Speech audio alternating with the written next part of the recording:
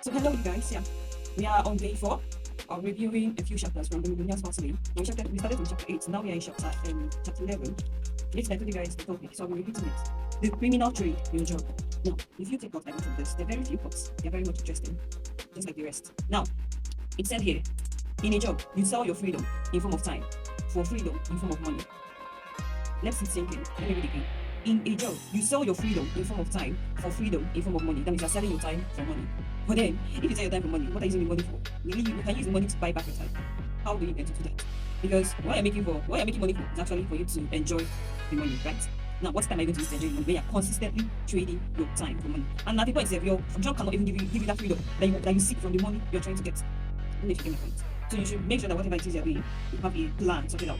And you're sure that you're not actually trading your entire time for money that you're actually going to use. You're going to keep like something continuous. So you have to know, okay, yes, so what am I doing right now? Okay, how long am I going to do this? If I do this for this much amount of time, when am I intending to start something for myself? When am I intending to live my dream life? When am I intending to start living that lifestyle that I crave so much? Because that's when you actually gain freedom of time. And once you can gain freedom of money, and you can use money to buy your time, then you've gained both. Because time and money goes hand in hand. If you can have time and have money, that's when you know you've escaped the rat race. Rather, you're not in the fast lane when you have both time and you have money.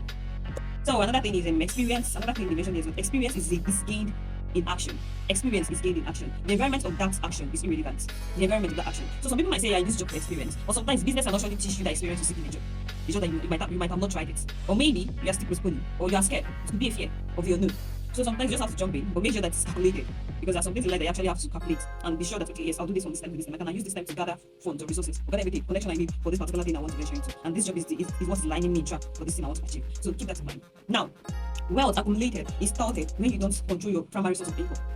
So when you cannot control your primary source of income, how do you intend to manage your wealth? Because now you're not the one to control when your income increases or not. It is your boss at work.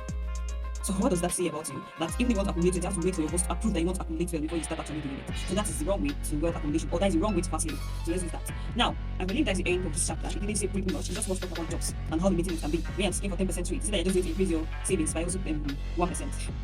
So you should consider whatever it is you're doing. Plan ahead of time. Whatever it is you're doing, sit down and calculate. How long am I doing this? How much am I getting from this? How long will it sustain me? Today, and what do I need to get this life I want to live?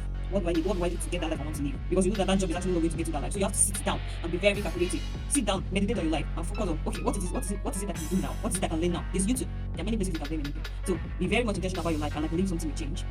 Now, I did not tell you to quit your job ASAP, but I told you to what? Calculate, plan, find out the risk, the risk and the gains, and know, okay, yes. So if I do this by this time, when I finish this point in life, then yes, I have nothing much to do. Anyway, yes, let's go to the end of today's section. Yes, I hope to see you tomorrow.